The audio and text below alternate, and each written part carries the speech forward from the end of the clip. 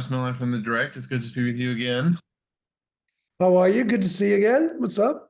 Doing good, doing good. I saw the film and I had fun with it. So congratulations. Great, Uh, great. what going into this film, I actually had no idea that adventure running was kind of a thing. Uh, Right, me neither. yeah, Well, or sort I did sort of, but it's a crazy thing. yeah. I wanted to ask you, how familiar were you with the sport ahead of time? Well, I knew a little bit about it, a tiny bit about it, and of course I did some research, and I saw that it is absolutely crazy. I mean, it's all great to go for a run every now and then, but these guys just exert themselves 5 days straight, and it's quite a tough thing to do. I did cross country running for like a month or two. So that's the closest I've come to something like that. It's the same idea, but just imagine doing that for sort of 14 hours a day. Yeah. And over mountains and rivers and a whole. Really? Yeah, exactly. The shoot looked like it had a lot of great like on location filming. Can you talk more about where you were able to film? Yeah, we filmed the whole film in Dominican Republic, which was a great place. We had the original story set in Ecuador, but we had COVID and we had all that kind of stuff. So we had to shoot it somewhere that had a bit of an infrastructure. And it was, we filmed in real locations. We went into the jungle. We dragged our cast and crew with us. And it was tough, but it was really fun. And you also worked with Mark Wahlberg in last year's Family Plan. What makes him such a great actor to work with on so many projects? He's really easy to work with. He's very supportive. He's empowering. He does his homework. He really knows his stuff. So, he doesn't just know his lines, he knows everyone else's lines. So I think the great thing about working with him is that he's very generous, but he brings a high level to the game from the get-go. I just thought, okay, I better try and reach that level as much as I can. Do you guys have any other like projects on the horizon that you guys are working on together? Well, we're talking about Family Plan 2. I don't know if that's going to work, but it's script's being written.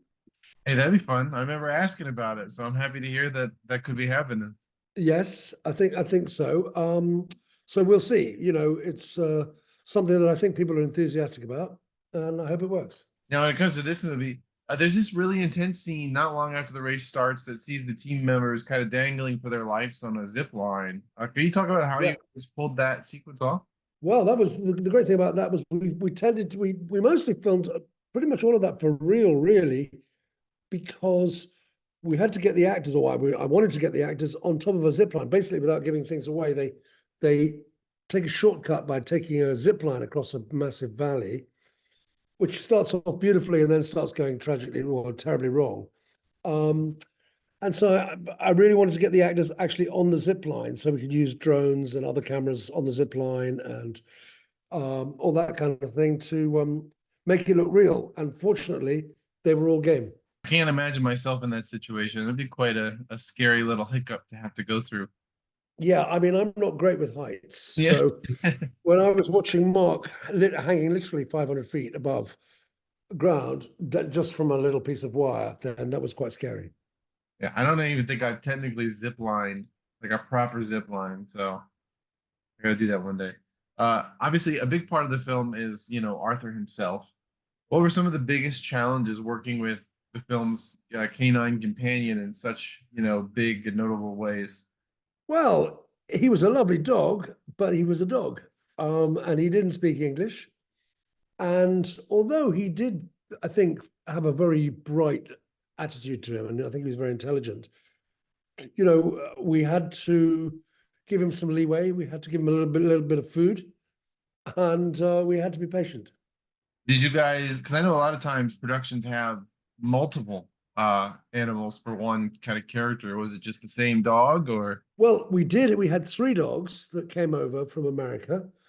But this one, Ukai, he's the only guy we used. I think there's one other dog in a wide shot somewhere, but everything else is this dog. Were there any particular challenges when working with them that maybe you just didn't foresee or kind of surprised, like, oh, I guess I didn't see this coming, but I should have? Well, yeah, I mean, just how hard it is to film in the jungle.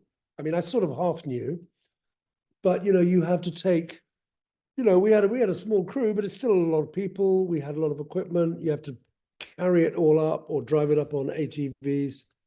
And I think just the sheer just the time it takes to get to location before you even start unloading your gear was something I didn't realize. Now, for you, what was your favorite scene in the whole movie to pull off? Definitely the zip line. I mean, and that was really fun. We had a bit of time to plan it. We had a great stunt team and a great rigging team. Um, but that was the most nerve-wracking because I knew that if we screwed that up, the film would be way less good. Yeah, the movie is based on a true story. But like many films that are based on true stories, there are some changes. Can you talk about some of the main differences between what happened on screen compared to real life? We were pretty faithful to the story. As I said, the real story took place in Ecuador. We couldn't do that because we had to film somewhere that had a film industry. Um, we had we had the real guy, Michael Lindlord, who the story was based on. We had him as a executive producer and advisor, and that was really good. And I think, really the characters were sort of made up apart from the one played by Mark. But I think it was very truthful to the real story. Are there any fun like deleted scenes that you can remember that maybe didn't make the cut? Yeah, we did. There was a great scene where from an earlier race where the team are running along, they come to a waterfall, and then the character's wife, who's running with them, dives off the waterfall, which was really fun. We really did that, and unfortunately, it got deleted. Now, narratively speaking, what was the hardest element of this story to pull off just the way that you wanted? Well, the relationship between Michael, the character, and the dog was the heart of the movie, really. So if we didn't get that right, we didn't have a movie. So whether we did or not, you'll decide, or the audience will decide. But I think the two of them, Ukai and Mark Wahlberg, I think they got on really well. They sort of had a little bit of a special bond. So I think that really helped because, again, when you ask a dog to be emotional, I guess you can do it with CGI, but that's not really where we were coming from. Yeah, you worked with Mark Wahlberg, but you also got to bring on Simu Liu on this project. What was it like working with him? Oh, he was just fantastic. He was really it's in the movie, the character starts out as a little bit of an asshole, which is not who he is, but he's a great actor, so he was able to do that. He was a fantastic teammate. He's one of our leading main actors. We needed him to sort of bring something, and of course, he was about to be huge because he'd just been in Shang-Chi. But he was a sweetheart to work with, really humble, really cool, and he adopted a dog from the Dominican Republic. When did you guys film this movie? Gosh, where was it? 2021 or 20? I can't remember. It was a while ago. There's so many movies coming out from still that were still filmed during the pandemic. It's kind of crazy. Yeah. Um, for you, how did this movie help you grow as a director? What do you think this really added to your pool of experience? It's going to make you better down the line. Well, it's my first sort of biggish movie for sure. Even though I've been around a while. And what I think, just being in charge of a whole big movie where it's really fun and we were working with great collaborators, but it's a responsibility. If you go over budget, you hear about it. So I think I'm just pleased to feel that I could sort of both survive doing a movie, but also really enjoy doing it. When the movie ends and people are, walking out of the theater, what's the message you want audiences to take away from the film?